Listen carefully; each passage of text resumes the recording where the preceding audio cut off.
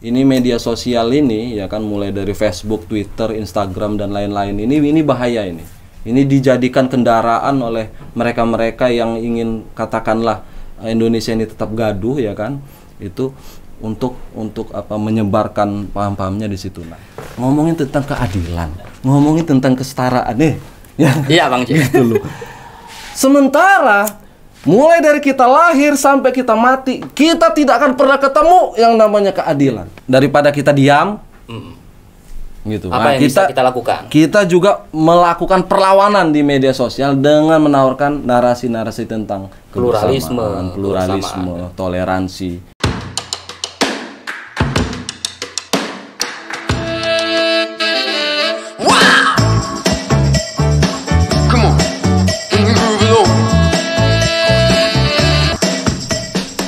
Halo, salam jumpa kembali bersama kami Lampung Kultur Podcast.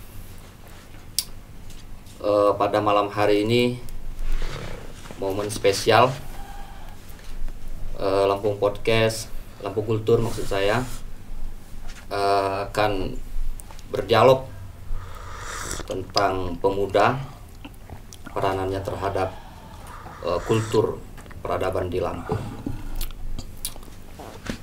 Kami sudah mengundang salah satu narasumber yang menurut kami keren,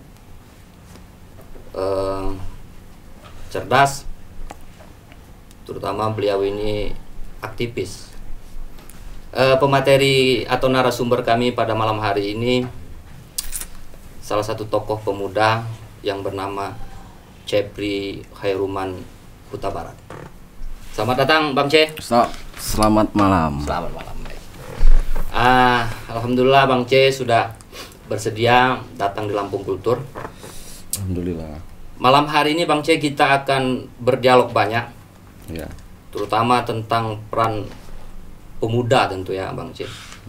Karena sedari awal tadi kami katakan Bang C ini tokoh muda, Nahdliyin, dulu pernah di mahasiswa, saya baca riwayatnya itu beliau ini aktivis PMII. Ya, benar.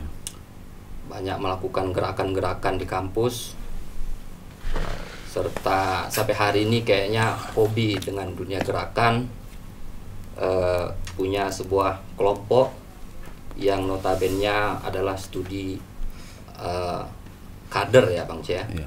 Studi kader mengenai intelektual, mengenai apa, gerakan bagaimana peran pemuda untuk membangun Lampung, katakan.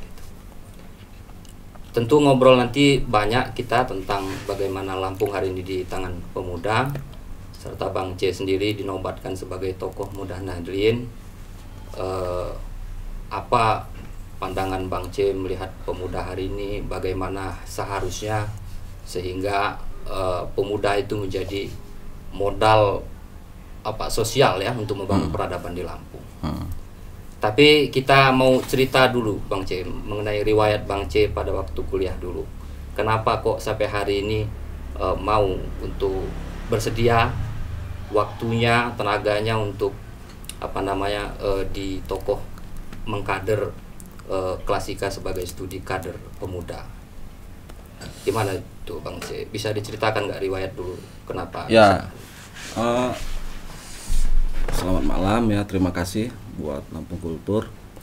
Jadi kalau ditanya misalkan awalnya dulu pas masih kuliah dulu, saya memang berkegiatan di PMII kebetulan waktu itu. Kemudian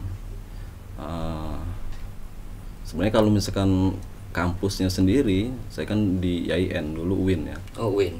UIN, sekarang UIN. Sekarang UIN. Saya nggak terlalu banyak juga ya, mungkin sama lah seperti yang lain, kuliah itu ya secukupnya aja lah ala kadarnya. Tapi kemudian saya mendapatkan begitu banyak pelajaran-pelajaran dari kegiatan ekstra kampus, dalam hal ini PMII. Ada juga saya berkegiatan di apa namanya UKM seni dulu, UKM SBI ya. SBI ya Bang C. UKM SBI. Jadi dua tempat inilah yang kemudian kurang lebih membentuk saya lah gitu. Sebenarnya saya dari SD, SMP, bahkan SMA itu kan memang hobi kumpul-kumpul ya. Hobi kumpul. Nggak biasa sendiri-sendiri gitu, Bung Edi gitu. Jadi memang hobi kumpul-kumpul, rame-rame gitu, karena dari sanalah kemudian kita bertemu dan berdialog dengan mulai dari yang senior sampai junior segala macam, ngasih perspektif, ngasih pandangan-pandangan gitu. Nah, Bentar Bang C, waktu di kampus dulu kok suka dengan PMII? Kenapa Bang C? Ada apa dengan mahasiswa pada waktu Bang C waktu itu?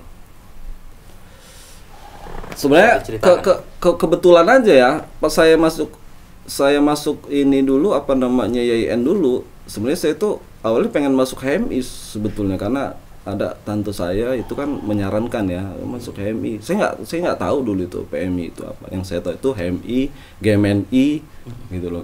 Karena bapak saya itu kan aktivis GMNI dulu pas lagi kuliah di Universitas Padjadjaran gitu. Nah, kemudian tapi beberapa kali nunggu proses kaderisasi ya, rekrutmen itu memang mungkin belum jodohnya. Baru kemudian ketemu dengan beberapa senior kawan-kawan, akhirnya duluan masuk PMI. Nah, nggak ya biasa aja sih gitu. Saya pengen belajar apa aja gitu, karena kita kan tahu ya ada begitu banyak kekurangan di kita kan, mulai dari speaking dan lain-lain ya, cara bergaul dan lain-lain. Saya sederhana aja pengen berorganisasi waktu itu ya, untuk nambah temen aja gitu. Nah, kemudian hari mengalir akhirnya laju rada berendam juga sih gitu Ke kolam ekstra kampus ini. Jadi kuliahnya juga ya rada ketinggalan juga, rada telat juga. Tapi ya memang kayak gitu, nggak sepertinya sih agak susah ya kita kalau misalkan mau ideal bener kuliah lancar secara akademik, kemudian berorganisasi juga lancar, itu mungkin 100 orang banding 100 ya gitu, yang bisa lancar gitu. Bang C, kan sebelum berlanjut kecintaan Bang C tentang dunia ekstra kampus, dalam hal ini PMI ya. Dulu kan Bang C tentu melihat mahasiswa itu kan cenderung tidak banyak yang suka tentang ekstra kampus ya, dunia background luar gitu. Biasanya kan datang, duduk, pulang, kemudian ke kosan, nongkrong gitu kan. Nah, sehingga animo tentang mahasiswa yang begitu sampai hari ini kan masih banyak juga yang nggak mau ngambil peran ke ekstra kampus itu. Kayaknya enggak ya, karena saya masuk ya itu kan tahun 2000-an itu kan pasca reformasi ya, 98 99. Jadi euforia mahasiswa dengan apa namanya, kemerdekaan bersuara bla bla dan lain-lain masih cukup kuat. Iya, kuat ketimbang sekarang. Jadi rata-rata kawan-kawan saya dulu memang berorganisasi semua. Rata-rata organisatoris ya orang Bang C. Apalagi memang YIN waktu itu kan kehidupan kampusnya juga ya belum kayak sekarang ya. Masih sepi sekali, mahasiswa juga masih sedikit. Jadi memang untuk ngimbangin kehidupan kita yang masih muda ya kan, itu distribusi energinya salah satunya ya kegiatan ekstra gitu. Penting itu Bang C, menurut Bang C, mahasiswa penting. Itu harus penting banget ikut ekstra kampus itu ya. Penting banget. Emang kenapa kalau dia nggak ikut ekstra kampus? Dengan belajar aja di kelas dengan dosen apa nggak cukup Bang C? Coba gimana itu maksudnya? Ya nggak cukup, kalau soal itu sih kayaknya sampai sekarang juga nggak cukup. Saya belum ketemu gitu teorinya, bahkan orang-orang yang memang kemudian dia kuliah doang gitu kan tanpa berorganisasi, terus kemudian bisa oke lah gitu katakanlah. Karena ya namanya ini apa kuliah gitu.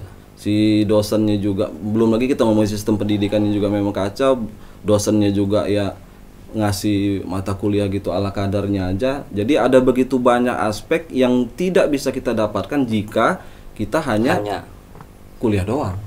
Oh gitu ya. Itu pandangan Bang C pada waktu itu ya. Kenapa hari ini mahasiswa penting ya ekstra kampus? Penting banget.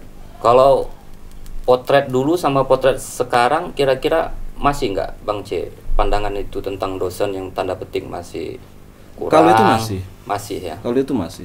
Kenapa itu Bang C penyebabnya itu biasanya? Kan harusnya kan dosen itu bisa mendelivery, membentuk mahasiswa itu lebih keren ya.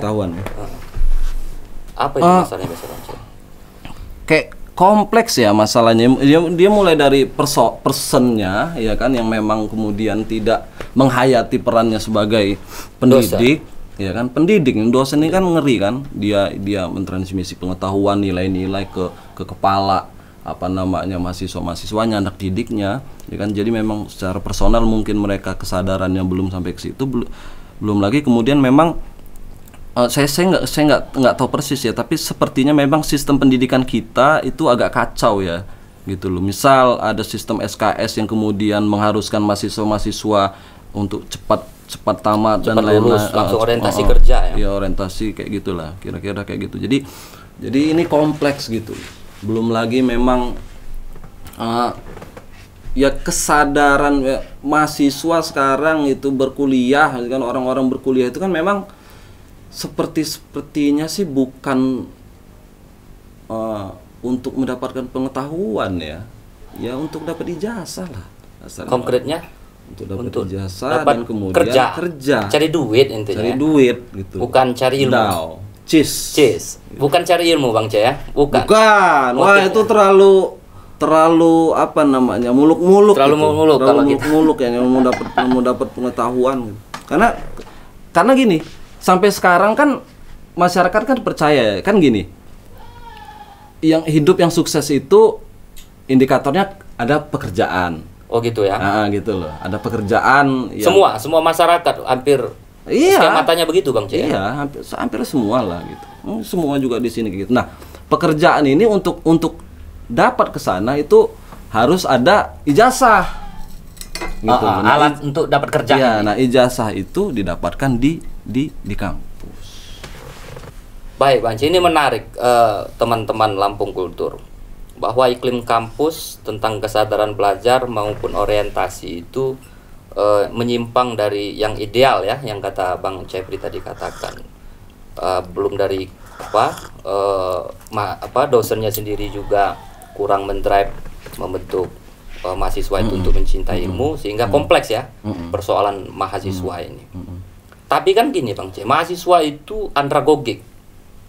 Dia belajar orang dewasa, jadi dia belajar mandiri lah hari ini, yang disebut dengan student center learning. Dia center belajar itu ada dirinya. Jadi alasan itu juga mungkin legitimasi dosen tidak mendrive begitu kuat untuk mahasiswa itu karena pendidikan andragogik itu. Jadi mahasiswa memang disuruh push dengan kesadaran dirinya sendiri, sehingga bisa jadi dosen nggak mau disalahkan misalnya kalau dia nggak pintar, nggak kritis, nggak membaca yang banyak, karena filosofi belajar kampus itu belajar mandiri itu. Menurut Bang C gimana? Iya, belajar mandiri memang pendidikan orang dewasa ya. Tapi kan kita juga naif kalau kemudian kita katakan pada akhirnya kemudian dikembalikan ke mahasiswa. Loh, mahasiswa itu kan bayar bla bla dan lain-lain juga kan di kampus itu kan. Kalau saja di tiap kampus itu memiliki fasilitas-fasilitas yang support ya kan untuk perkembangan si mahasiswa sih nggak ada masalah gitu loh. Tapi di saat yang bersamaan kan ternyata dia dosen-dosen itu juga ya kayak gitu, datang ngomong-ngomong bentar textbook, abis itu ngasih tugas, udah kayak gitu aja gitu.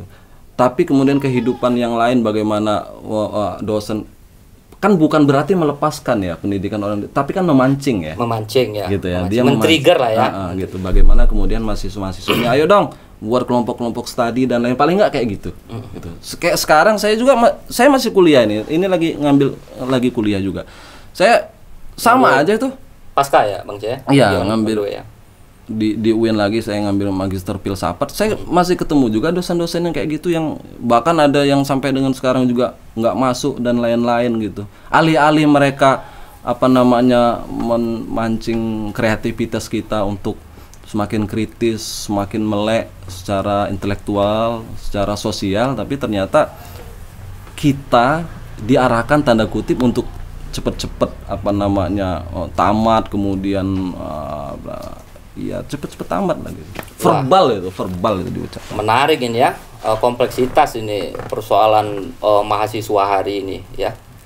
Tapi di sisi lain kan mahasiswa kalau bicara tentang fasilitas. Kan dunia teknologi yang masif hari ini sesungguhnya kalau diberdayakan nggak masalah lagi, itu tentang perpustakaan, mau mengakses ilmu pengetahuan dan seterusnya.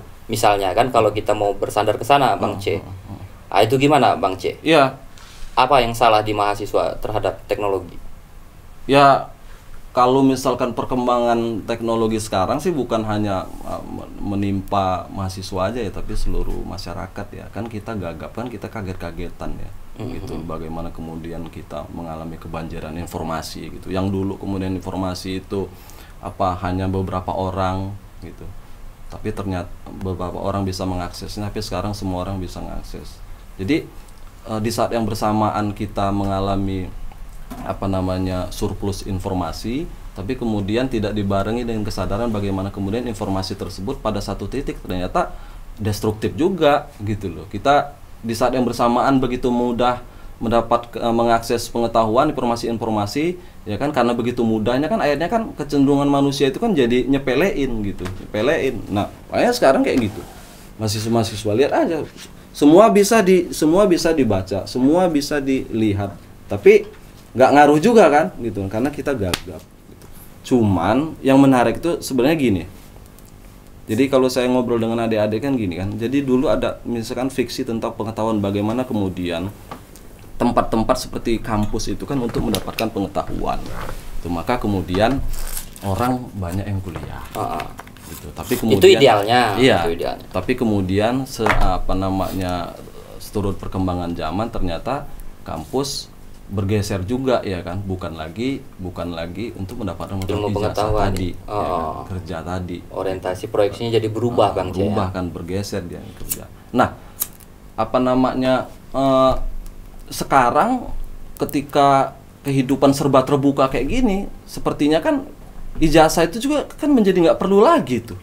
Semua di titik orang tertentu Bang C. Iya, semua orang sekarang sudah bisa mendapatkan pekerjaan, menciptakan pekerjaan via online dan lain-lain, bisnis bisa dilakukan.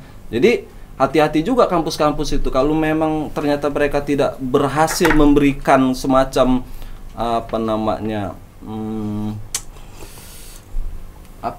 treatment.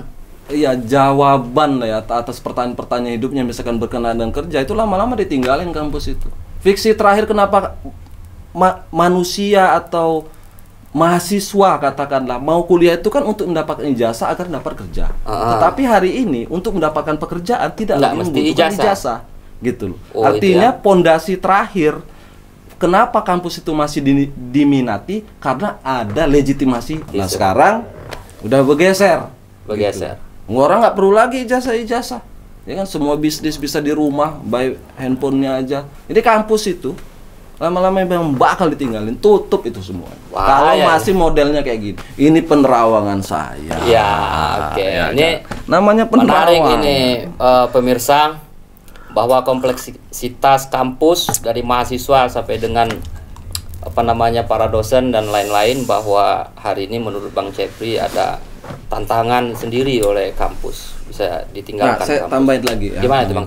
Tetapi nanti ke depannya penerawangan saya berikutnya ini adalah ketika ternyata kampus ini memang tidak dibutuhkan lagi karena ijazah sudah tidak diperlukan, kan orang-orang sudah bisa mengakses cari keterampilan pengetahuan yang lain semua kan, media semua pengetahuan teknis praktis bisa didapatkan. Tapi kan akhirnya kan manusia pada satu titik membutuhkan sentuhan-sentuhan yang lain yang tidak bisa mereka dapatkan by digital. Apa itu Bang? Ya misalkan gini, dulu guru itu, kalau zaman dulu misalkan guru itu kan model kayak kiai-kiai di pesantren itu kan pengetahuan itu kan dia menubuh di dirinya. Jadi kiai itu bukan hanya wacana, penyampaian pengetahuan aja kepada para murid-murid atau santrinya, tetapi bagaimana cara dia berjalan, bagaimana cara dia berbicara, itulah pengetahuan. Jadi para santri-santri itu melihat di tubuh kiai itulah pengetahuan. Nah, hari ini kan dosen-dosen pendidik itu nggak kayak gitu. Jadi kiai itu sendiri adalah pengetahuan itu sendiri menurut Bang C. Kalau hari ini dosen, Bang C ngeliatnya gimana? Enggak ada, itu terpisah itu. Seolah-olah mereka itu terpisah. Jadi mereka itu hanya menyelesaikan tugas mereka saja sebagai seorang dosen atau seorang guru yang dibayar. Itu juga belum baik. Tugas saja belum baik. Belum. Belum baik ya. Masih aslinya memang harus loh. Orang mula segala sesuatu itu kan dari pendidik itu, dari guru, dari dosen. Gimana kemudian anak-anak muda, anak-anak yang baru sekolah ini mau baik kalau memang pendidikan sedari awalnya aja nggak baik dari si guru maupun dosennya ya. Gitu. Nah, ke depan akhirnya kemudian manusia-manusia ini merindukan sentuhan-sentuhan tersebut. Ya kan gitu. Ada sesuatu yang hilang ketika kita hanya mendapatkan pengetahuan by digital.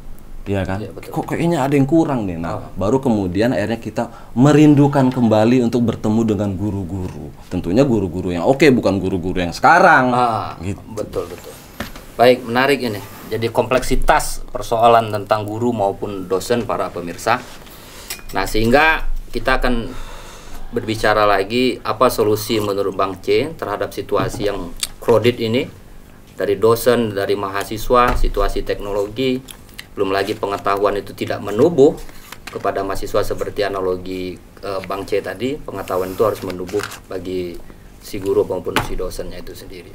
Nah, solusinya apa kira-kira Bang C terhadap mahasiswa yang hari ini bisa mendapatkan pengetahuan yang kompleks itu biar dia menjadi nilai dalam tubuhnya ya? Susah ya Bang Edi ya. Saya juga agak ini ya, dalam beberapa kali pengkaderan atau apa bincang-bincang ya, termasuk misalkan kayak di Lampung Kultur malam ini, kan kita itu kan kerap kali langsung dikejar untuk apa solusinya. Seolah-olah kemudian memang ada sebuah kondisi ideal yang oke seperti yang kita obrolin tadi gitu. Ya kan? Padahal kan ya agak rumit juga karena barang ini kan kompleks. Mulai dari ekosistemnya, mulai dari orang-orangnya, belum lagi pengaruh luar dan lain-lain lah, globalisasi. Kesadaran proyeksinya gitu, belum ya. Iya, gitu. Jadi kalau kita misalkan kayak saya ditanya apa solusinya, saya juga agak bingung jawabnya. Maka yang sangat mungkin kita lakukan ya kita yang minimal merasa lah, Bu, kalau disebut sadar benar juga agak sombong juga, minimal yang mengerti, yang memulai sesuatu yang kira-kira untuk menempel kebocoran dari yang kita perbincangkan tadi. Misal, kampus ya, kalau kita ngomong kampus ternyata tidak menciptakan nalar kritis mahasiswa, gitu. Maka kemudian kita membuat kanal-kanal, membuat kantong-kantong untuk memberikan pendidikan alternatif untuk menambah beberapa bab yang kurang dari kehidupan intelektual akademik mereka di kampus. Jadi upaya yang paling mungkin melakukan pendidikan alternatif itu ya. Mungkin itulah yang menciptakan atau nawaitu Bang C membuat kelompok studi kader yang bernama Klasika. Baik, menarik ini. Nah, kita masuk ke aktivitas Bang C ini ya, tentu. Kegelisahan Bang C melihat mahasiswa, terutama dia sebagai garda terdepan pemuda ya, untuk menciptakan perubahan baik di Lampung maupun untuk Indonesia. Nah, sehingga Bang Cepri ini menciptakan kanal alternatif dalam rangka mengedukasi orang menjadi kritis, mempunyai makna nilai yang lebih dari hegemoni sekian banyak persoalan hari ini, modern hari ini. Nah, Bang C bisa ceritakan sedikit ini. Kayaknya kan aku dengar ada kelas banyak itu di Klasika itu ya. Ada kelas mondo, ada kelas menulis. Terakhir kan kalau nggak salah Klasika menulis juga ya, satu buku tentang pemikiran Gus Dur, Bang C ya. 9 pemikiran. Ceritakan sedikit Bang C, itu aktivitas keberadaan Klasika ini untuk pendidikan alternatif itu, Bang C. Ya, saya kan dari awal memang mulai dari berorganisasi kan menyukai kaderisasi ya. Saya nggak pernah menduduki jabatan ketua. Saya males. Itu yang saya selalu bilang ke adik-adik. Saya nggak pernah mau jadi ketua apa. Kemudian saya ngambil porsi di bidang kaderisasi. Mulai dari level fakultas, kemudian sampai ke provinsi, bahkan sampai ke pusat. Nah, ini akhirnya berlanjut terus sampai kemudian saya mendirikan Klasika dengan beberapa sahabat-sahabat gitu. Jadi Klasika ini kan karena saya sadar bahwasannya organisasi di tempat saya dibina itu ada beberapa kekurangan, maka kemudian saya membuat kelas-kelas lah, katakanlah untuk menambal beberapa kebolongan. Jadi gini, organisasi ekstra itu berdiri sebagai pendidikan alternatif untuk mengimbangi kekurangan-kekurangan yang ada di kampus. perkuliahan. Tapi ternyata kekinian ternyata organisasi itu ya sama aja gitu loh. Kegiatan-kegiatannya seremonial, formalis, simbolistik. Iya, sama aja gitu. Ecak-ecak juga gitu. Nah, makanya sakit pala juga. Saya lama mikir itu kok bisa kayak gini. Akhirnya suatu hari, oke, kita buat aja lah gitu lah. Paling enggak kalau memang kemudian kita tidak bisa memberikan solusi yang oke, paling enggak tidak menjadi masalah lah.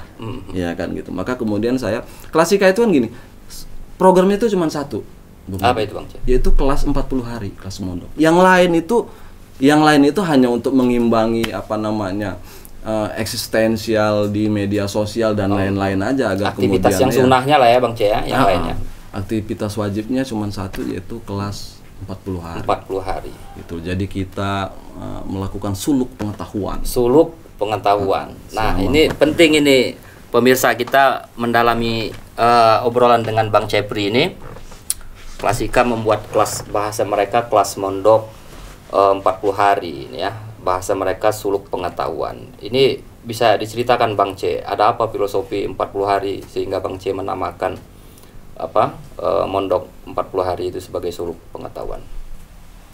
Ya gini ya.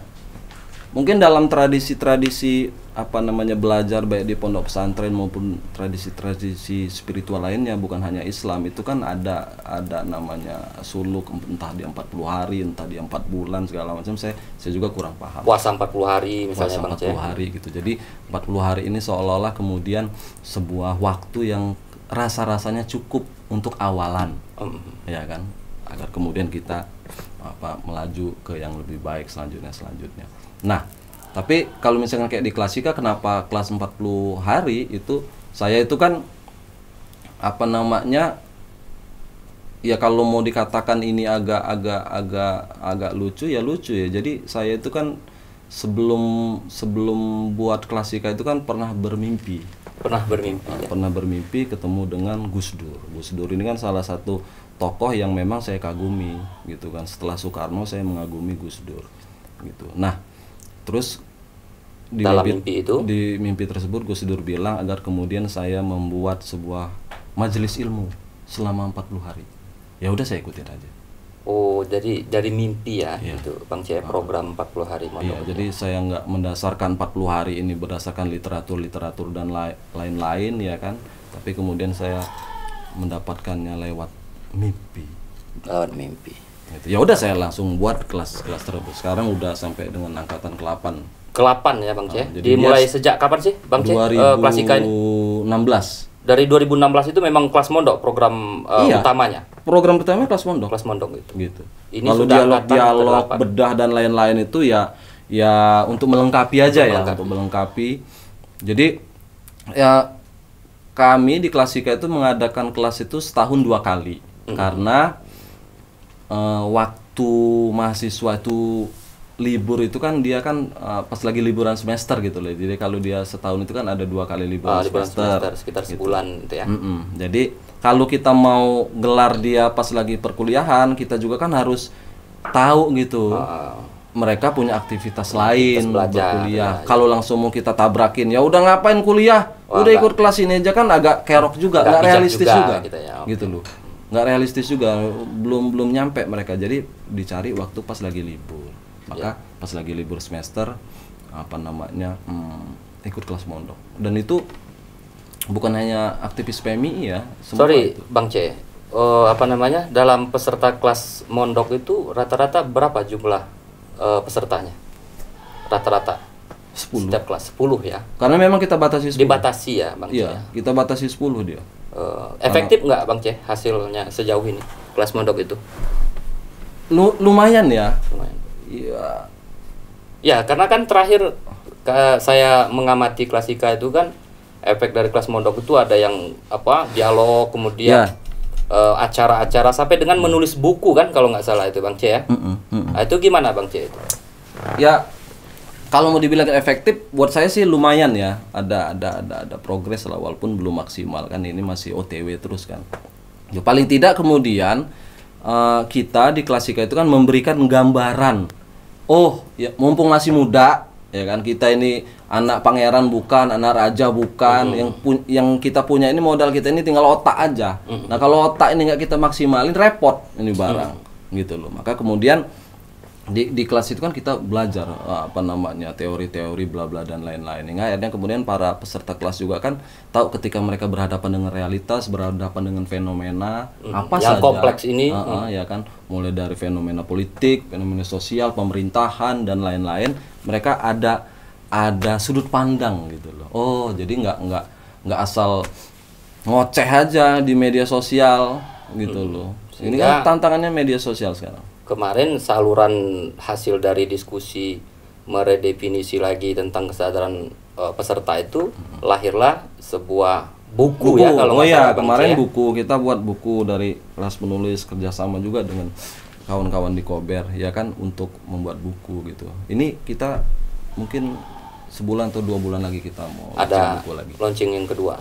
Ya, buku kemarin itu berjudul kalau nggak salah apa itu Bang Gus Dur dan Catatan yang Hilang Makna. Wah, Gus Dur dan Catatan Hilang Makna. Itu penulisnya dari Klasika semua Bang C ya? Iya. Berapa orang itu? Ada 9 orang. Jadi ada buku itu menceritakan tentang ada 9 nilai keteladanan Kiai Haji Abdurrahman Wahid. Ya kan, 9 nilai itu kemudian ada kesetaraan, kesederhanaan, kekesatriaan, bla bla dan lain-lain, ada 9 itu kemudian dibedah satu-satu. Di breakdown sama teman-teman. Jadi tema masing-masing sehingga dilahirkan tulisan dari pemikiran yang ada di buku Gus Dur itu ya. Ya, sambil minum Bang C. Ya, ini sangat menarik teman-teman Lampung Kultur. Problem mahasiswa yang notabene pemuda hari ini begitu banyak tantangannya, baik dalam iklim kampus yang tidak support maupun proyeksi nilai yang hari sangat materialistik, belum lagi teknologi yang masih tidak diberdayakan untuk intelektual, tapi justru malah banyak bersantaria, canda-canda. Nah, kemudian saya rasa ada Bang C kelompok lain yang notabene di luar kampus yang mengkader tentang kegelisahan mengenai mahasiswa dan pemuda hari ini di Lampung. Bahkan kayaknya cuman satu-satunya se-Sumatera ini kayaknya. Saya belum pernah dengar ada kelompok lain. Gini, kan kita Klasika itu kan berdiri karena kita sudah muak ya dengan proses kaderisasi di organ-organ ekstra yang itu hanya seremonial. Kenapa dikatakan seremonial? Ya gimana proses transmisi pengetahuan hanya diselenggarakan 2 hari, 3 hari, paling lama 4 hari gitu loh. Nggak nyambung. Habis itu pasca itu follow up dari proses kaderisasi itu juga kan nggak jelas. Maka kemudian kita meninggalkan gaya belajar yang hanya 2-3 hari tersebut dengan 40 hari. Nah, kelas 40 hari atau suluk pengetahuan ini rasa-rasanya sekarang sependek pengetahuan saya, kalau saya ngobrol-ngobrol dengan beberapa kawan-kawan aktivis NU itu kan, itu sudah nggak ada. Ada kawan saya penulis juga, Nur Said Kristeva, itu dia Cilacap kalau nggak salah, dia 20 hari. Itu aja, itu karena saya kritik juga, karena beliau ini hobi juga kemana-mana melakukan kaderisasi bla bla dan lain-lain, itu paling mentok seminggu. Saya bilangin, kok kamu nggak capek gitu loh, energi udah bertahun-tahun tapi kemudian hanya merasa cukup dengan mentransformasi pengetahuan itu maksimal seminggu. Coba dong dinaikin lagi gitu kan. Nah, dia baru bisa 20 hari. Wah, dia nyebutnya pesantren gerakan itu. Pesantren gerakan. Berarti ada ya Bang C kalau di luar Lampung ya. Maksudku di Pulau Jawa sana yang melakukan hal yang sama seperti Bang Cepri punya Klasika ya. Ada. Kalau Sumatera? Sependek pengetahuan saya nggak ada. Satu-satunya ini jangan-jangan ya. Satu-satunya. The one and only. The one only. Melakukan the one and only.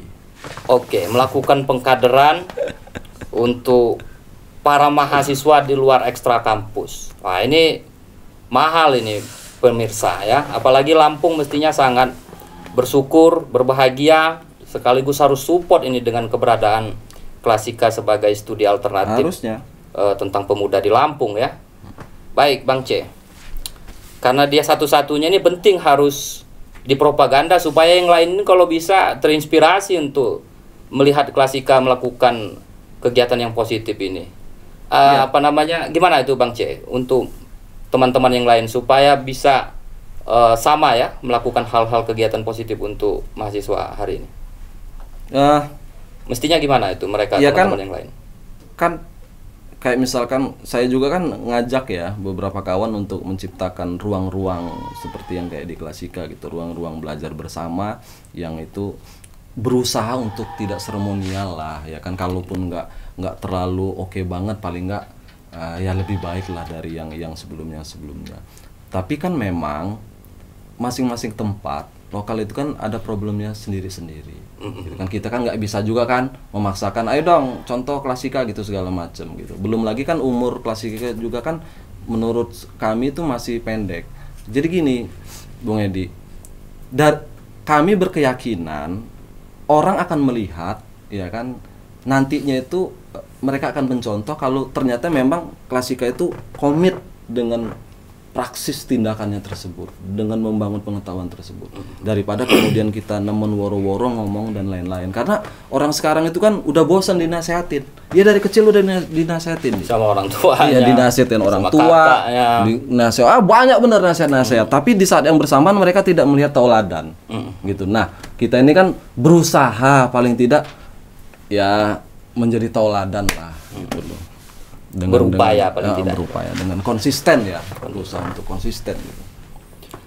Baik, tentang pemuda ini Bang C, kita kan Lampung Kultur ini mencoba mempotret hal-hal apa saja yang bisa membangun kultur atau peradaban Lampung, baik dari ranah keseniannya, ranah apa namanya pendidikannya dan seterusnya. Nah, dalam hal ini kan tentu peradaban itu ada apa namanya, Soekarno bilang ada di tangan pemuda ya. Pemuda itu adalah apa modal untuk membangun peradaban.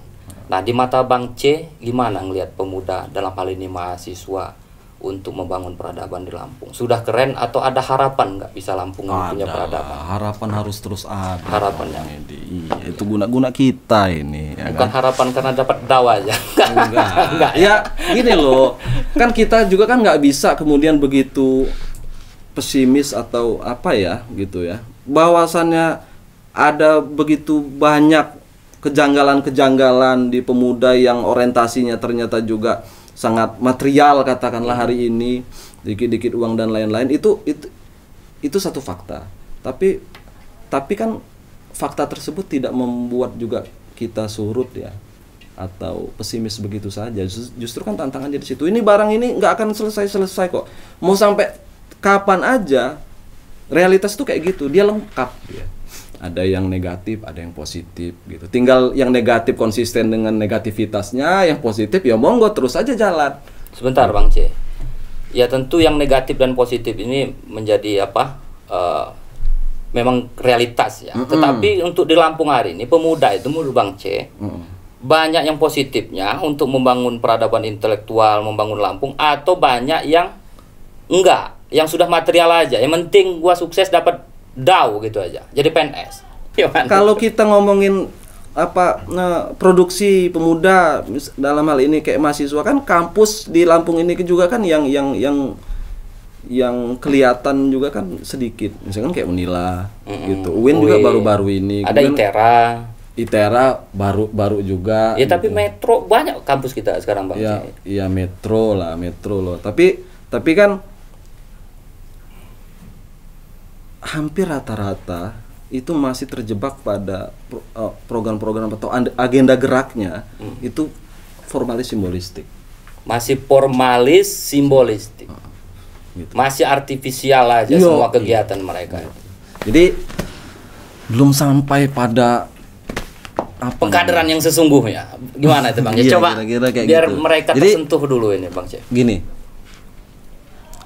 Karena memang kan jebakannya sekarang ini kan di tengah apa namanya dunia digital sekarang itu kan kita kan terjebak untuk apa namanya muncul terus ya, untuk Eksis. muncul, untuk eksis gitu. Eksis Jadi, tapi nggak ada esensinya, Iya. nggak punya nilainya. iya, jadi baru ada banyak saya ngelihat perkembangan kelompok-kelompok atau apa namanya pemuda ya, baik mahasiswa, organ-organ yang judulnya entah itu literasi dan lain-lain. Tapi kemudian kan ya mungkin saja memang fasenya masih di situ gitu. Jadi masih hobi kumpul-kumpul aja, kemudian apa namanya ya seremonial lah, Heroik doang. heroik. Tapi kan paling tidak barang ini terus bermunculan, Bang Edi gitu. Nah, nanti kan ada sih fasenya Sorry, Bang C, mereka kita juga akan mentok gitu. Nggak usah terlalu mentoleransi atau minta bijaksana memandang realitas itu, maksud saya Bang C, supaya teman-teman pemirsa Lampung Kultur ini tahu persis tentang keadaan pemuda hari ini, mahasiswa hari ini dalam persentase yang sedikit yang notabene serius, kritis. Nah, yang notabene pemuda itu adalah agen perubahan untuk Lampung, untuk calon pemimpin masa depan Iya. Lampung. Agen perubahan itu kan Iya. kata di buku ya. Gimana itu Bang? Maksud saya gini, saya itu bukan sok bijak atau apa ya, tapi kekinian saya ngelihatnya kita juga kan harus realistis bahwa problem misalkan kayak di Lampung itu bukan saja hanya di Lampung. Oh, gitu Ada ya? begitu banyak problem, kita menganggapnya problem lokal, ternyata problem universal. Ya gitu. Bukan hanya di provinsi Lampung, tapi hampir se-Indonesia ini, bahkan problem ini jangan-jangan juga problem dunia, problem global. Jadi apa yang terjadi di Lampung itu juga kan imbas dari kompleksitas masalah secara global. Bagaimana kemudian sistem pendidikan, masuk teknologi dan lain-lain. Nah, maksud saya bukan sok bijak, tapi kan kita harus menerima fakta tersebut bahwasannya barang ini memang sulit. Nerima doang tapi nggak ada solusi atau gimana? Enggak Enggak gimana? ya maka kan kita kasih contoh ya, kita kasih contoh, oh ini loh paling enggak ada sebuah model yang bisa kita lakukan dengan apa namanya semampunya kita. Maka mulai dari sangat yang mungkin tadi kita bilang dimulai dari kayak kita klasika gitu. Kalau misalkan kemudian kita, pertanyaan Bung Edi tadi, ada berapa persen gitu, ya memang ya kacau, tetapi apakah kemudian kekacauan tersebut bisa begitu saja kita muntahkan kesalahannya pada mereka? Menurut saya enggak juga. Kenapa enggak? Ya enggak lah, Gini, ya mereka Bang C, juga sorry ya, korban. kita potong dulu Bang C. Ya tentu kita tahu kalau orang nerima itu kan orang yang sudah mengetahui, sadar keadaan masalahnya Bang C. Misalnya Mokhtar Lubis itu bilang psikologi bangsa itu dia pemalas, dia feodal karena lahir dari turunan dan lain-lain ya kan. Kemudian yang terakhir hari ini psikologi bangsa sangat material, nggak mungkin dia mau yang ideal, penting ilmu, yang penting material semua.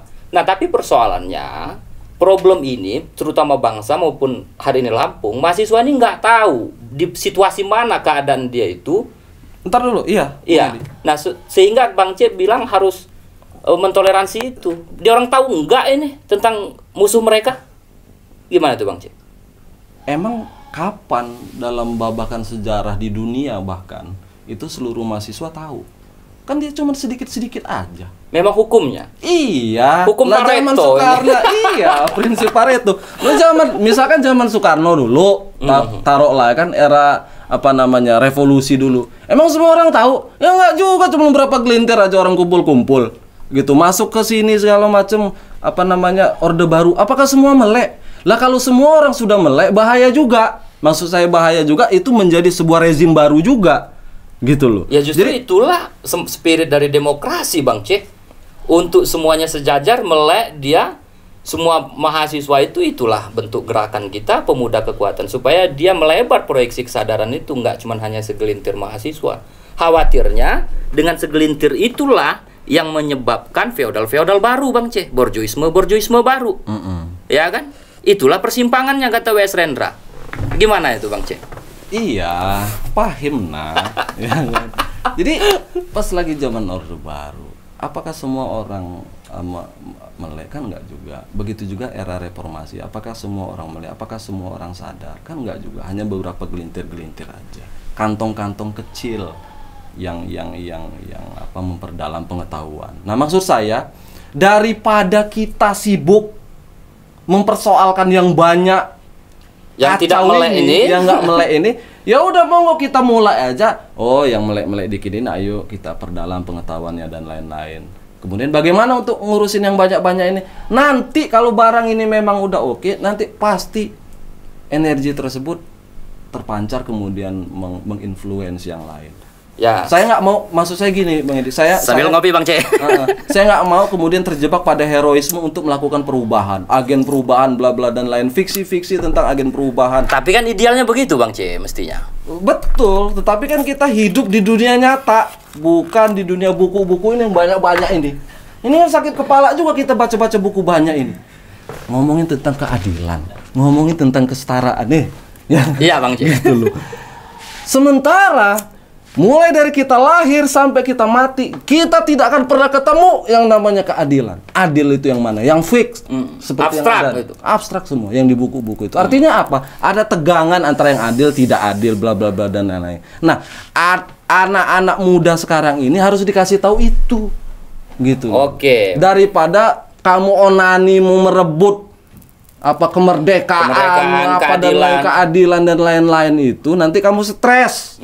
Nah, baiknya bahwasannya ada yang tidak adil, ya maka kemudian kita berusaha untuk minimal adil dulu, mulai dari diri sendiri, kawan-kawan, bla bla dan lain-lain. Fakta bahwasannya kemudian barang ini masih begitu banyak yang negatif, ya udah kita terima aja. Ya baik, menarik ini obrolan tentang sedikit yang literasi, sedikit yang kritis, bahwa faktanya hukum Pareto menyatakan begitu.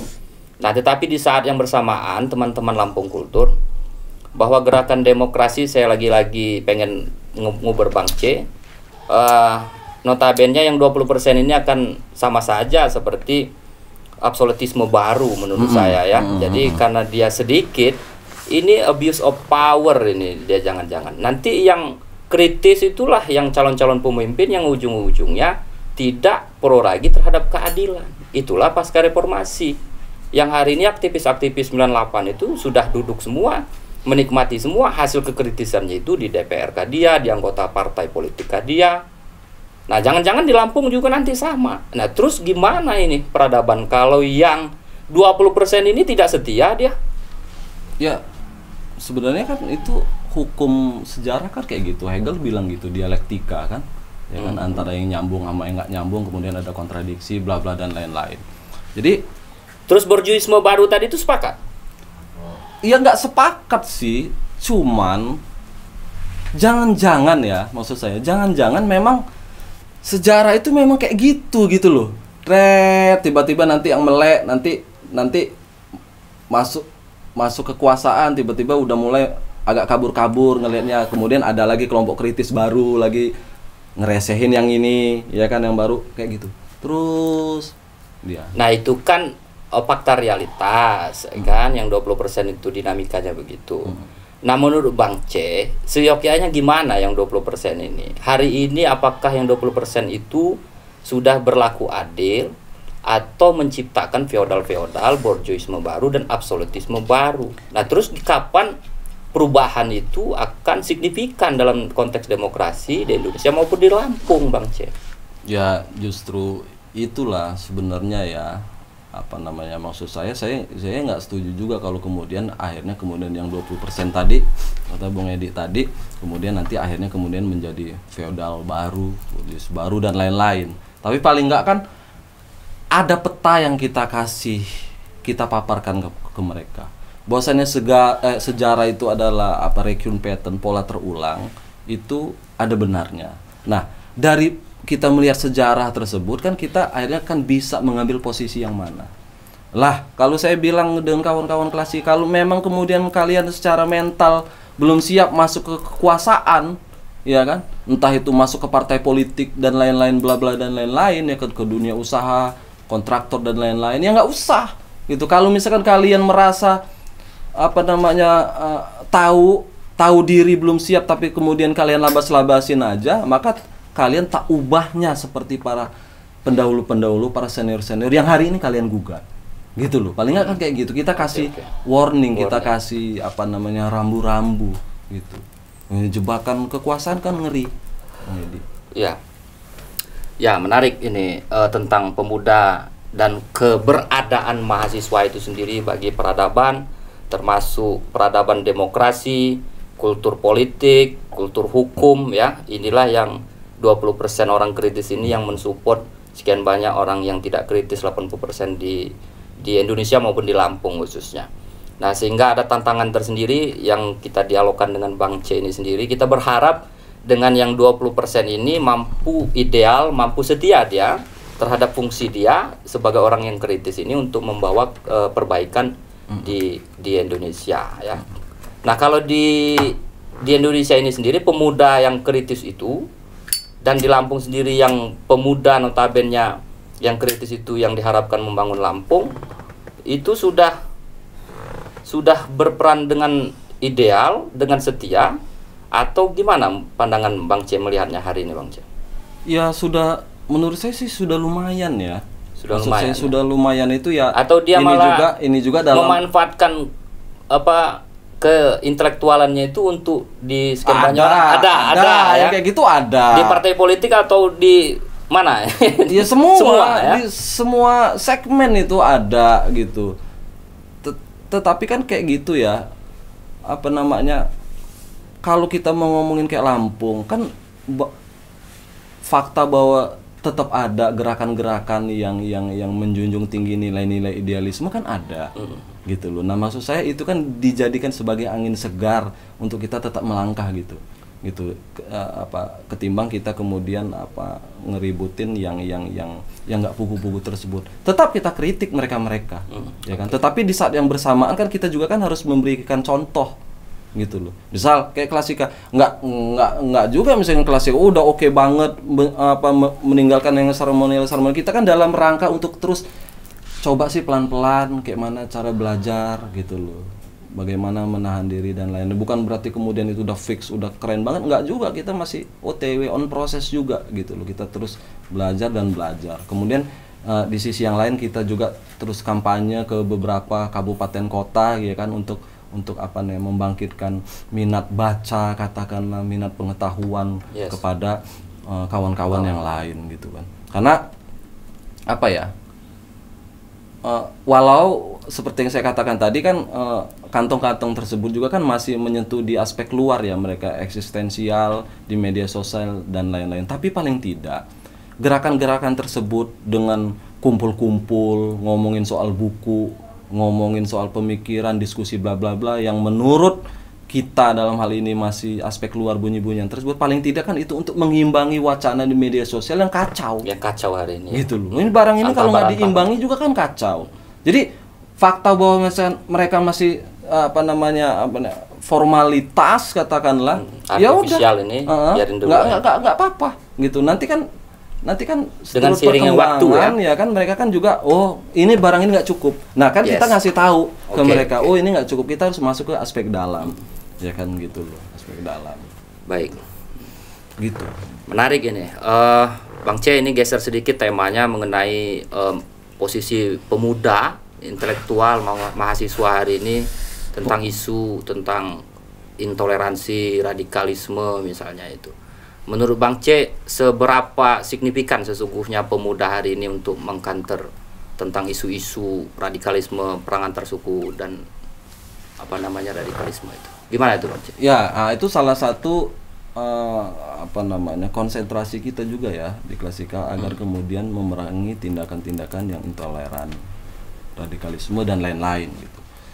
Nah, itu kan dimulai dari kesadaran bahwasannya kemudian wacana tentang intoleransi ini semakin meruak, ya kan, itu semakin banyak. Itu kan gegara salah satunya adalah bagaimana media hari ini begitu mudah diakses, semua orang begitu mudah bicara dan lain-lain. Nah, itu yang kemudian kita kampanyekan di beberapa kawan-kawan daerah gitu. Ini media sosial ini ya kan, mulai dari Facebook, Twitter, Instagram dan lain-lain. Ini bahaya ini. Ini dijadikan kendaraan oleh mereka-mereka yang ingin katakanlah Indonesia ini tetap gaduh ya kan. Itu untuk menyebarkan paham-pahamnya di situ. Nah, kita melakukan kampanye di situ. Kalau kata Kiai Said itu jihad medsos. Jihad medsos ya. Jadi daripada kita diam, gitu. Apa yang bisa kita lakukan? Kita juga melakukan perlawanan di media sosial dengan menawarkan narasi-narasi tentang pluralisme, toleransi, gitu-gitu. Nah, menurut saya kayak di Lampung sendiri ya sudah cukup lumayan, Bang Edi. Walaupun ya masih banyak juga yang ini apa namanya agak kusut ya, tetapi sudah lumayan gitu untuk ngimbangi itu. Jadi apa namanya berita-berita yang konten-konten yang positif sudah mulai bermunculan gitu loh untuk ngimbangi yang begitu-gitu. Gitu. Bang C ini kan, Bang Cebri ini seorang pemuda aktivis Nahdliyin ya. Dalam hal ini kan Nahdlatul Ulama ya Bang C ya. Ya. Nah kalau apa secara gerakan NU sendiri secara umum nasional ataupun Bang C yang di Lampung, apa sih peran NU dalam mengkader ataupun mengkanter isu-isu intoleransi, mempropagandakan perlunya pluralisme, itu ada nggak visi ke arah situ Bang C? Ada. NU sendiri. Ada. Justru ya NU termasuk yang paling depan ya mewacanakan tentang pluralisme, toleransi dan lain-lain gitu. Bagaimana kemudian NU melihat jangan sampai agama misal ya kan dijadikan sebagai tameng masuk ke dimensi politik untuk melakukan propaganda. Kan kita bisa lihat kemarin pertarungan mulai dari apa namanya Pilgub di Jakarta ya kan bergeser ke Pilpres. Jadi kan seolah-olah ini momentum politik tapi dibawa ke menjadi persoalan isu agama, isu akidah ya. Iya, bukan lagi soal agama, dia masuk ke akidah, ke keyakinan gitu kan yang rumit. Nah, NU tentunya berkepentingan untuk apa mewacanakan prinsip-prinsip toleran tersebut ya kan. Maka kemudian PBNU kan mengeluarkan fatwa untuk masing-masing wilayah bahkan sampai ke tingkat apa namanya ranting ya untuk melakukan kanter gerakan tersebut. Ya persoalan kemudian seberapa efektif ya walau alam ya, tapi paling tidak ada niatan yang baik dilakukan oleh NU agar masyarakat tidak begitu mudah diprovokasi gitu loh. Walaupun ini juga sebenarnya kericuhan ini kan juga kan bukan di dunia nyata ya, di dunia maya, maka kita juga waktu itu tidak konkret tapi dia terasa ada. Apa iya, iya.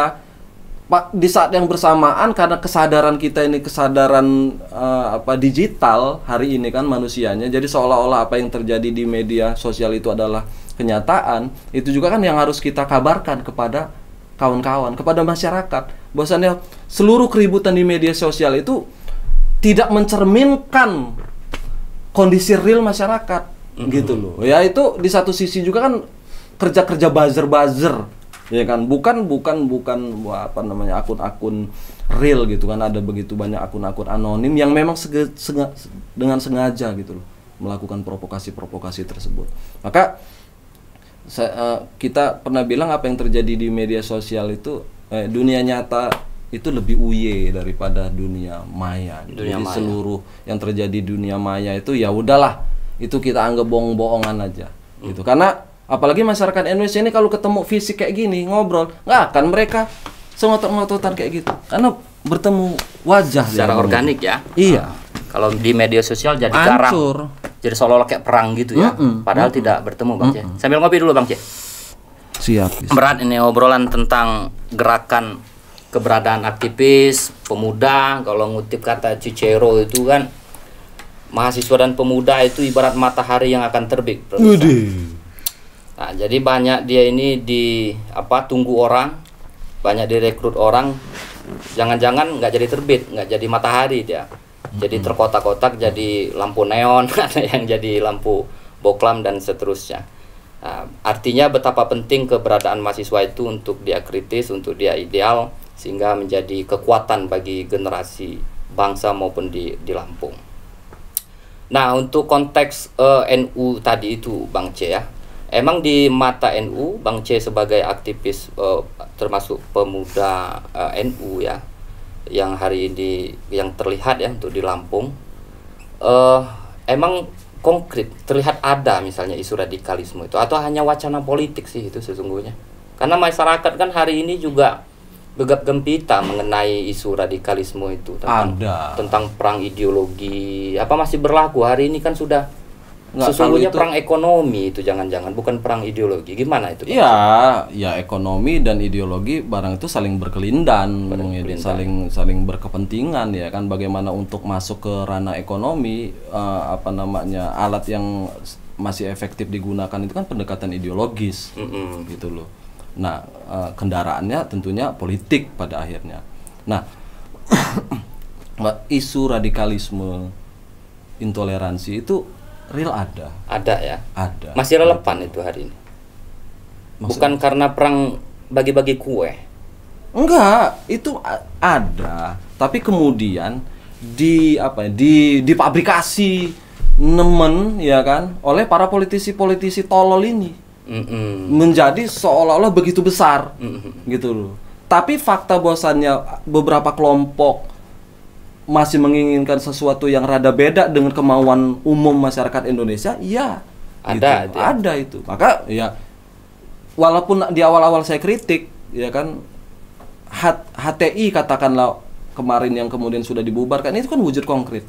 Misalnya kemudian ada cita-cita yang utopis yang rada nyeleneh membawa isu agama gitu loh di Indonesia. Itu kumpul mereka rame. Begitu juga di Lampung ini. Misalkan kayak di Lampung ini hasil ngobrol-ngobrol saya dengan beberapa kawan-kawan Intel, Polres, kemudian aktivis-aktivis di Jakarta. Salah satu kelompok yang masih cukup ramai di Indonesia, walaupun masih agak sedikit malu-malu, itu kan mewacanakan tentang khilafah masih ada. Ada kelompok Khilafatul Muslimin masih ada, masih banyak. Masih banyak ya. Gitu. Gitu. Gerakan itu masih berbahaya ya? Masih dianggap berbahaya sekali ya? Iya. Loh, mereka itu kan nggak, walaupun ya agak repot ya, karena mereka kan ada cita-cita yang mereka yakini gitu loh. Mereka memandang Indonesia ini memang kacau kok gitu loh. Tidak tidak membawa misi-misi keislaman yang murni perspektif mereka. Gitu. Nah, NU melihat itu kan, NU itu kan gini, NU itu kan prinsipnya jalan tengah. Bagaimana kemudian nilai-nilai agama luhur tersebut, spiritual tersebut masuk ke dimensi bumi, yaitu lewat politik. Tetapi kemudian kita ngelihat bahwasannya kita hidup di mana, di Indonesia. Maka kemudian yang harus kita jaga pertama adalah negara ini. Gitu. Bagaimana kita mau beribadah secara nyaman kalau kondisi negara ini chaotic, kacau. Gitu. Ini prinsip awal ini. Jadi menjaga tanah nih, kebumian di mana kita ada ini semata-mata agar kemudian kita bisa beribadah. Gitu. Nah, kira-kira gitu. Jadi ini harga mati ya. Baik, berarti ada komitmen untuk menjaga kedaulatan negara ya, tugas utama dari NU itu sendiri. Iya. Menurut Bang C gimana nih peran-peran tokoh atau gerakan pemuda yang lain ini Bang C? Coba dikasih tahu dulu. Apa udah melakukan juga nggak mereka? Iya, sudah melakukan seturut dengan kemampuan mereka. Maksudnya gimana kemampuan mereka? Orientasinya sudah yang ideal atau orientasi yang lain? Enggak. Menurut Bang C? Udah bagus loh. Saya lihat itu sudah lumayan.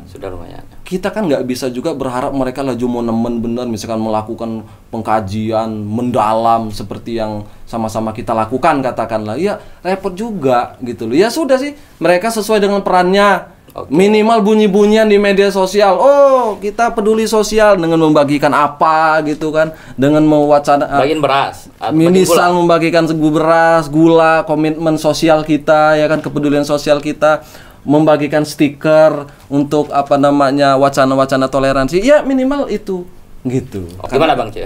Karena kan begini, Bang Edi, kan kalau kita mau melakukan perubahan, syarat perubahan itu kan ada dua kalau menurut Tan Malaka, itu syarat subjektif dan syarat objektif. Ya kan, syarat subjektif itu bagaimana seorang individu atau kelompok itu secara sadar melakukan pengajian untuk membaca realitas. Barusan kemudian dari syarat subjektif ini kalau sudah tercipta, baru kemudian menciptakan kondisi objektif. Itu kan bagaimana kemudian problem ini menjadi konsumsi secara umum. Akhirnya mereka tahu masalahnya apa, gitu dan lain-lain. Nah, kedua syarat ini harus ada, baru kemudian terjadi perubahan, gitu. Nah, bisa saja, ya kan, seluruh aktivitas pemuda hari ini nih dalam rangka untuk menciptakan kondisi subjektif dulu. Pelan-pelan mereka barusannya kemudian pelan-pelan mentransformasi itu ke halayak ramai gitu. Kita kan nggak bisa mengharapkan ujuk-ujuk mereka gitu kan. Ini kan kondisi mereka kan beda-beda, basicnya beda-beda, pengetahuannya beda-beda, lingkungannya beda-beda, gitu-gitu kira-kira. Kalau menurut Bang C, serat subjektif mereka itu sudah terpenuhi belum secara kesadaran subjektif memandang? Ya belum. Masih belum. sebatas apa itu pandangan Bang C? Jangan-jangan nggak punya 2 syarat itu? Atau ada syarat yang lain kesadarannya? Gimana itu sih? Enggak, masih menurut saya itu belum, tapi lagi OTW. Lagi OTW. Ya kita juga kayak gitu. Lagi gitu. OTW semua. Gitu. Lagi OTW semua. Jadi karena dia lagi OTW, maka ya kita harus banyak-banyak bersyukur di satu sisi. Di sisi yang lain, kemudian kan kita juga kan melakukan kritik-kritik yang manis tentunya, yang asik. Gini loh, Bung Edi, mereka kan melakukan sesuatu semampu mereka. Maksud saya semampu ini kan jangan-jangan itulah batas, ya maksimal mungkin belum ya kan? Tapi itu batasan mereka, gitu loh. Kan kita harus menerima itu juga. Maka kan kita tinggal kasih masukan-masukan. Kalau memang selama ini hanya seremonial, mbok ya sekali-sekali agak serius gitu loh. Gitu-gitu. Baik. Menarik ini, banyak simbol-simbol pemakluman, tetapi di saat bersamaan terlihat dialog yang ada semacam kemirisan juga melihat pemuda maupun mahasiswa hari ini di mata Bang Cepri Huta Barat ya, teman-teman Lampung Kultur. Kita mau melihat pendapat yang konkret dulu dari Bang Cepri ya hari ini tentang pemuda hari ini, mahasiswa hari ini. Konkretnya gimana sih pemuda mahasiswa hari ini di mata Bang C ini? Kacau bala. Ya, tetapi kacaunya di saat mereka itu juga adalah korban, Edi. Kok korban gimana? Ya, kan mereka itu kan intelektual. Perubahan matahari kata Cicero. Kok matahari jadi korban itu lo? Piye itu, Jan? Ya korban lah. Lo siapa sih yang nggak mau sadar? Siapa yang nggak mau melakukan perubahan? Siapa? Semua orang. Sebentar Bang C. Korban ini korban paham kapitalisme bisa jadi atau korban masif persoalan mendangkalkan secara nalar intelektual bisa dari ya, semua itu alternatif pendidikan dan seterusnya oleh dalam hal ini pemerintah atau dari siapa? Ini kan yang mengkonstruk korban ini Bang C. Ada sebuah usaha saya melihatnya yang sistemik agar kemudian memang kita tetap bodoh. Ya kan? Bagaimana sistem pendidikan di sekolah-sekolah, ya kan? Gitu-gitu. Nah, ini hanya menceritakan robot-robot aja, hafalan-hafalan katakanlah yang begitu-begitulah yang sudah kita baca-baca itu. Gitu. Itu sebuah fakta. Bagaimana kemudian kapitalisme hari ini kemudian nemen menghajar kita dari kanan, kiri, depan, belakang, atas, bawah agar kemudian kesadaran kita sangat material katakanlah. Gitu loh. Itu nemen. Bagaimana ternyata agama juga hanya dijadikan kendaraan untuk memuja-muja kesalehan individual, tetapi kemudian kesalihan sosialnya lemah. Itu juga korban. Jadi kita dikurung, dikerangkeng, di penjara mereka ini. Wow, ngeri ya situasinya. Di hegemoni. Wah. Jadi singkatnya mereka ini korban hegemoni. Nah, yang perlu kita kabarkan adalah kenyataan tersebut. Gitu loh. Ada fakta yang miris yang menimpa kita hari ini. Posisikan diri mereka juga sebagai korban. Gitu loh. Yang pada satu titik sebenarnya siapa yang mau jadi korban? Tetapi karena barang ini nggak kelihatan, ya kan? Belum lagi ada narkoba dan lain-lain. Problemnya. Gitu. Iya, macam-macam ini. Ini banyak ini sesek. Muntah darah lah kalau misalkan mau diiniin. Nah, maka kemudian kita kasih tahu ini loh, ya kan? Kalian itu nek dia masuk ke ngomongin soal agama yang mayor di perbincangan itu hanya kesalehan individual. Gitu loh. Tetapi kemudian kita alpa soal kesalehan sosial. Apakah kemudian agama melulu hanya soal individualitas? Tidak. Kita kasih perspektif. Pendidikan kayak gitu. Harusnya kemudian menciptakan orang-orang yang merdeka, kritis dan lain-lain, ternyata enggak. pengetahuan itu kan menurut apa Habermas itu kan ada tiga kepentingan. Yang pertama, pengetahuan itu adalah pengetahuan teknis, praktis, dan emansipatoris. Gitu loh. Pengetahuan teknis itu kan hanya untuk kepentingan kita mencari kebutuhan kita. Kebutuhan mendasar kita apa? Makan, minum, dan seks.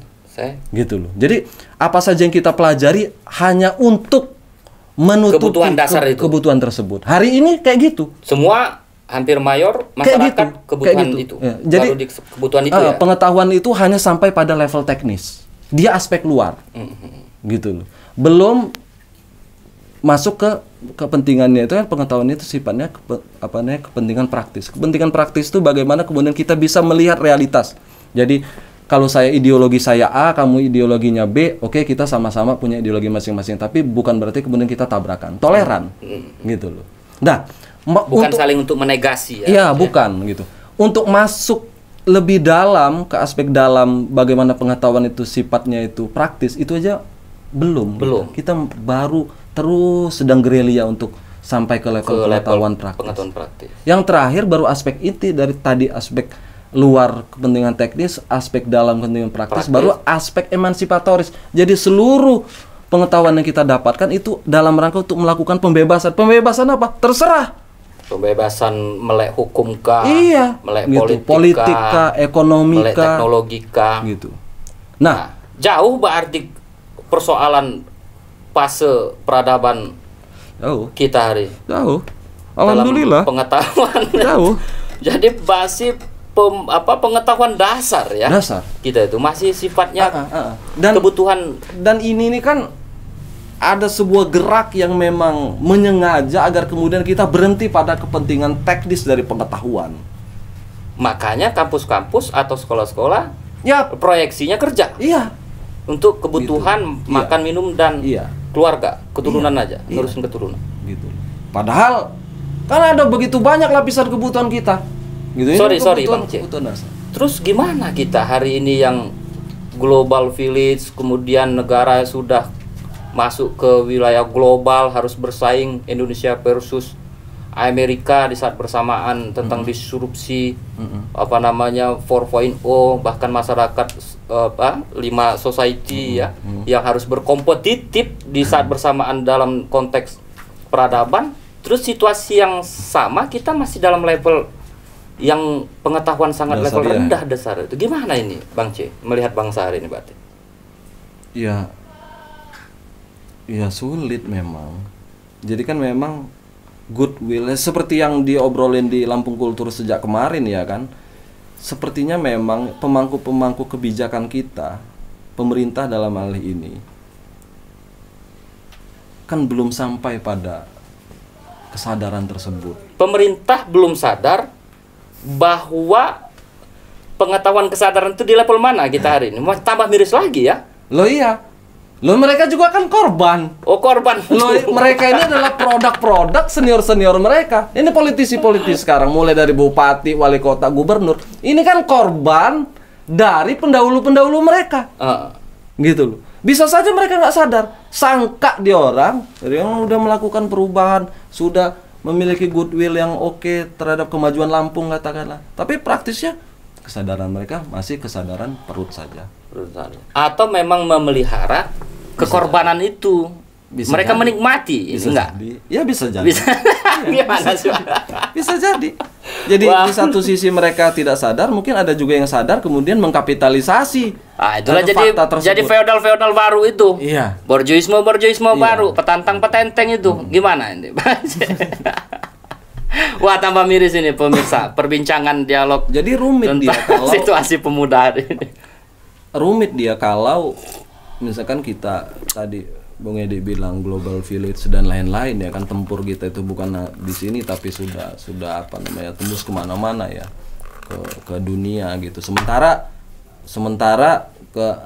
kesadaran kita masih sangat dasariah tersebut. Nah, apa sih yang bisa kita lakukan ya kan, pertanyaan selanjutnya. Maka kalau misalkan kayak kita gitu loh, ya sudah, di samping kemudian kita terus mengkonsolidir kekuatan-kekuatan yang sedang bergiat untuk menanjak ke yang lebih baik ya kan, kemudian kan kita juga kan berusaha kalau bisa mendidik kader. Kalau dalam cita-cita saya tuh gini, mendidik kader agar memiliki kesadaran penuh, baru nanti didistribusikan di beberapa lini, termasuk politik. Ini politik ini nggak bisa dibiarin, Bang Edi. Harus terjun gitu. Masuk Harus barang masuk. itu. Jadi kita harus terlibat ke dunia politik itu. Harus terlibat, Pak. Harus terlibat. Nggak bisa, Pak. Nggak bisa dibiarin. Jadi saya juga agak miris kalau misalkan kemudian mereka-mereka yang segala macam itu hanya berhenti pada kritik, kemudian menjauh terhadap realitas politik. Apatis, terus iya. Apa namanya? Nah, kita nyemplung. Kalau memang kamu sudah sakti, nyemplung. Udah gitu aja. Kalau kamu belum sakti amat, ya kan, ya udah diam, melakukan belajar pengkaderan. dulu. Belajar, melakukan pengkaderan. Kuatin dulu kekuatan-kekuatannya. Iya. Kan? Kalau udah kuat baru gitu. Jadi ilmu kanuragan udah oke, baru nyemplung. Loh, bayangin kalau saya ngelihat ada obrolan antara Gus Baha dengan Gus Yakut. Jadi ada pertanyaan gini, ngapa sih agama ini kemudian harus diseret-seret ke politik, bukannya kemudian ini dimensi yang berbeda? Terus Gus Yakut bilang, jadi gini, mau 100 atau 1000 fatwa dari ulama tentang bagaimana kehidupan malam, katakanlah PSK dan lain-lain, dilarang lah, zina lah dan lain-lain, itu akan kalah lewat satu tanda tangan seorang politisi, pemangku kebijakan untuk misal menutup sebuah lokalisasi. Bayangkan. Gitu loh. Artinya apa? Begitu besar ya kan yang bisa dilakukan ketika ini lewat tangan kekuasaan untuk menciptakan perubahan. Nah, persoalannya adalah masa iya kita mau mengulang lagi problem-problem atau PR-PR yang hari ini kita kritik, ketika kemudian kita masuk ke sebuah sistem kekuasaan, tiba-tiba kita sama aja tahu banyak seperti mereka. Nah, kesadaran inilah yang harus kita tumbuhkan, Edi. Bahwasannya kita harus tahu diri gitu. Kita harus tahu diri. Kita ini kan nggak pernah tahu diri. Ini masalahnya ini, karena memang pengetahuan ini tadi juga. Pengetahuan kita kacau ya kan, dididik memang udah kacau, hingga kemudian kita ini banyak yang salah rasa gitu. Kita ngerasa sudah bisa melakukan banyak hal, tetapi ternyata itu hanya kita wacanakan ketika kita di luar sistem. Ketika kita masuk, kecebur juga itu barang gitu. Nah, jadi ketahuidirian ini yang penting. Jadi wayai kalau memang level kita ini belum bisa masuk ke dimensi yang berat tersebut, ini dimensi berat ini politik ini, dimensi yang mulia itu seharusnya kan, Bang. Mulia banget, gitu. Menciptakan perubahan masyarakat. Iya, maka kemudian jangan ujuk-ujuk, gitu. Kan dalam Islam juga kan kita dilarang sih meminta-minta sebuah jabatan dan lain-lain gitu. Itu kan maknanya itu kan agar kemudian kita tahu diri. Kalau kita memang sudah siap, saya kok percaya ya Bang Edi ya, kalau memang kemudian kita sudah siap, tubuh kita sudah siap, udah ready, semua itu pasti datang itu, gitu loh. Tiba-tiba kita ada di sebuah posisi yang bisa menginfluence lebih banyak orang. Kita bisa lebih bermanfaat. Saya garis bawahi dulu, emang penguasa hari ini khususnya di Lampung, Bang C melihat belum banyak tahu diri mereka itu, ya, atau belum lah. Gimana itu? Ya belum ya? Belum banget. Bohong kalau dibilangin udah. Kira-kira kayak gitu. Ya belum, masih aja sibuk. Saya kemarin misalkan kayak Bandar Lampung ini sibuk aja playoper dan lain-lain. Gitu. Yang semestinya jangan hanya playoper ya. Ya janganlah. SDM-nya juga disentuh ya. Mana misalkan kayak ada ruang-ruang publik yang oke. Misalkan kayak perpus minim kita. Iya. Entah ada entah nggak ada perpus jelek pula, satu juga jangan-jangan milik provinsi, bukan milik Bandar Lampung. Taman-taman kreatif untuk orang berkarya sejauh ini nggak ada atau memang nggak niat, Bang Ci? Atau nggak tahu? Ya memang orientasi mereka nggak ke situ ya. Orientasi mereka ke situ. Mereka itu juga korban loh ini.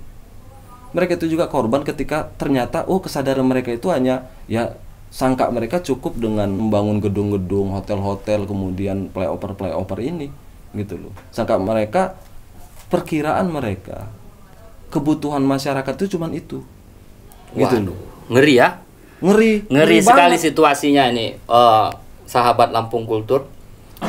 dari pendapat-pendapat Bang Cepri, tokoh muda NU ini, melihat realitas baik Indonesia maupun khususon Lampung, tingkat kesadarannya macam-macam lah tadi ya. Nah, sehingga sebenarnya kita melihat Bang C ini sudah layak ini sesungguhnya masuk terjun ke politik, sehingga bisa menciptakan perubahan-perubahan di kekuasaan, tentu yang bisa mengkonstruk bagaimana masyarakat bisa mensupport pemuda, wabil khusus mahasiswa untuk melakukan sadar dari korban-korban tadi itu ya. Terakhir ini mungkin Bang C, perbincangan kita pada kesempatan kali ini tentang pemuda yang hari ini situasinya crowded ini ya, korban. Dia juga tapi tidak tahu bahwa dia adalah korban. Ini kan itu yang paling mirisnya ya Bang C ya. Sehingga Klasika membuat semacam kanal tempat untuk sadar terhadap kekacauan itu, sehingga dia melek, kritis, lalu kemudian harapannya bisa masuk ke kanal-kanal yang lain, bisa menciptakan perubahan di Lampung maupun untuk Indonesia. Terakhir Bang C, apa pesan untuk terjadi perubahan untuk mahasiswa pemuda di Lampung? Ya, kalau pesan ya walaupun agak ini juga ya, kalau pesan seolah-olah saya udah gimana amat, tapi ya terserah lah ya. Jadi kita paling tidak itu pasti bisa melakukan sesuatu yang rada oke, katakanlah. Bagaimana kemudian kita menggunakan peralatan-peralatan yang difasilitasi oleh dunia hari ini, mulai dari gadget dan lain-lain gitu. Nah, maksud saya itu gadget ini kan di satu sisi ini penting menurut saya Bung Edi ya. Jangan kemudian kita hanya menjadi konsumen. Jangan kita hanya menjadi pasif terhadap kemajuan teknologi. Jadikanlah fasilitas-fasilitas ini sebagai senjata untuk melakukan perlawanan tersebut. Gitu. Dimulai dari konten-konten yang kita buat, mulai dari status-status, ya kan, kerja-kerja kultural untuk membangun kesadaran. Ini monggo kita sama-sama kerjakan. Nah, persoalan kemudian ada beberapa kelompok-kelompok lain yang rasa-rasanya masih agak kurang, ya kan, monggo kita support daripada kemudian kita kritik habis-habisan. Gitu. Maksud saya kayak gitu, daripada kita kritik habis-habisan. Gitu terakhir aja sih. Bang C, konkretnya pemuda dan mahasiswa hari ini disuruh ngapain biar mereka sadar? Ya, banyak-banyak baca supaya tahu diri. Banyak-banyak baca supaya tahu diri. Baik. Ada yang lain?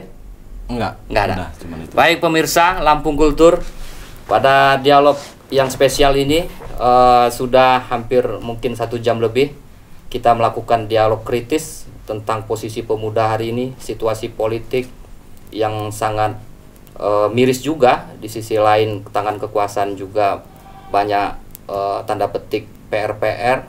Semestinya pemuda kritislah hari ini bisa masuk ke kanal-kanal kekuasaan itu, sehingga menurut Bang Cepri pemuda bisa mengambil bagian kalau dia sudah kuat, sudah sakti tanda petik, intelektualnya sudah nanjak, tubuhnya juga sudah berani, kuat menerima tantangan-tantangan itu, sehingga Lampung bisa punya perubahan kultural secara kemajuan politik dan seterusnya di bumi Lampung yang tercinta ini.